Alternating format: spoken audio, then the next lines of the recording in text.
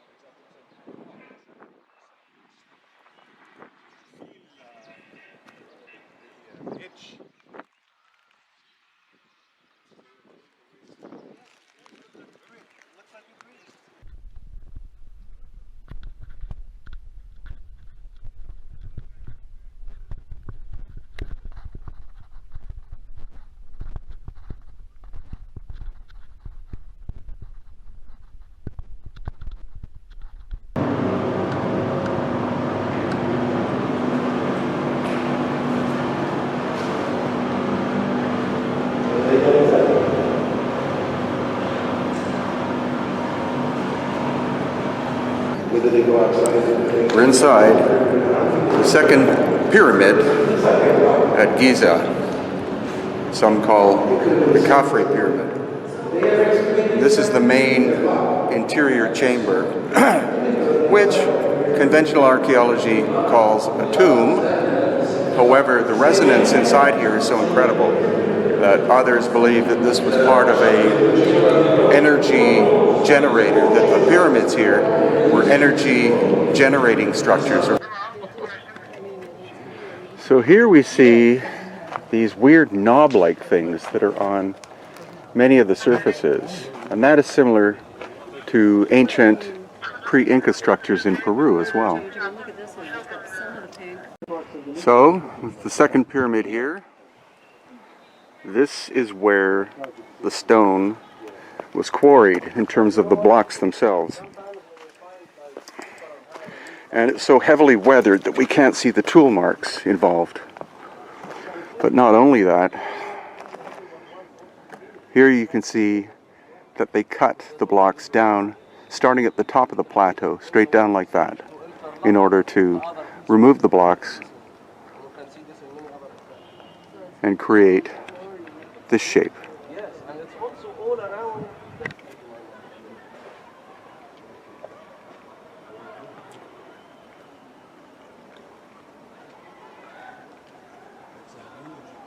Oh, it's so obvious that the caves that Brien took us into. Behind the head of the Sphinx are a series of these incredible shafts, more than 10 feet across, 10 feet wide, and at present at least 60 feet deep, but filled with sand. So originally they would have been much, much deeper, and they would have carried water. The vertical shafts connecting with horizontal tunnels that carried water. According to Yousef, this is of course, the causeway that goes to the second pyramid, and the water traveled through these horizontal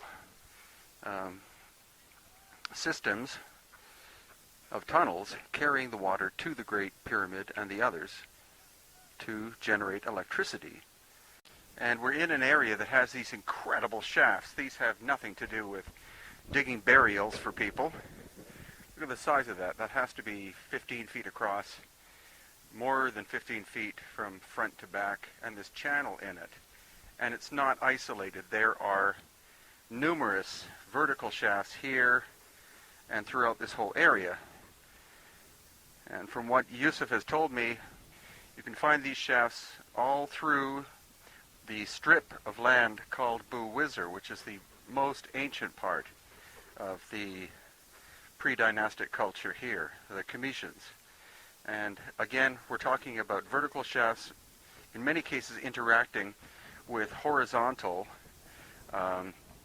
systems of tunnels carrying water, and not just water for irrigation, water to fuel these ancient power plants.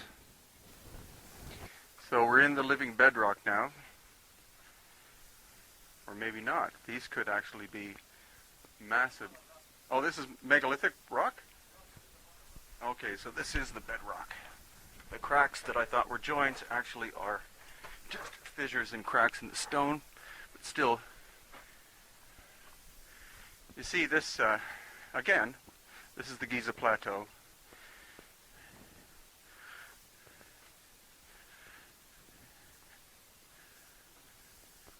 And anywhere you find a shaft or the tunnel entrance, of course you find a locked door. No decorations, no writings, nothing. Right. Except a big chamber with one well to the left and another one to the right. Uh-huh. And the other one probably leads further to the rest of the construction. Ah. Yeah. You can see, hopefully here, on that side, see there's an indent in the wall at the end, and then there is a tunnel underneath it. You see the little dark area, that's a tunnel entrance. And again, according to Yousef, at least 3 levels of tunnels here at the Giza complex, which, you know, the word complex is too simplistic for this area. It's completely monstrous. So why would they cover this up? Would be covering this up with a mud brick, or what would they use? And then here you see mud brick, which is a very primitive form of building on the outside of megalithic. Beautiful as is. So clearly the mud brick comes later and is more primitive than the prior workmanship. And this is counter to conventional archaeology. So this is just one of several examples that we encounter, especially here in Egypt as well as Peru and Bolivia, where you have more sophisticated technology existing prior to less sophisticated. Conventional scholarship tells us that we went from primitive people to sophisticated people, but in fact it's more likely that human civilization went in cycles, primitive to very high, to a collapse, to rising above and a collapse, and that's why sites in countries such as Egypt, here at the third pyramid, we're encountering very sophisticated work that pre-existed what is conventionally thought as dynastic work. The dynastic work, in fact, was better than the later Greek work, which was better than the Roman work, which came after that.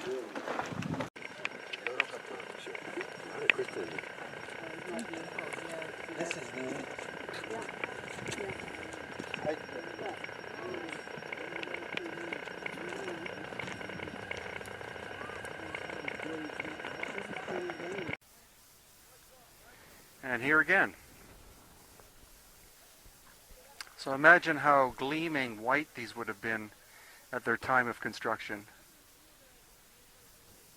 And here in the background, that really god-awful modern building is where they house one of the ships of the pharaohs.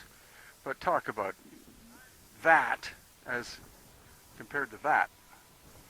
If that's what modern society is compared to ancient society, I want to be part of ancient society. Thank you.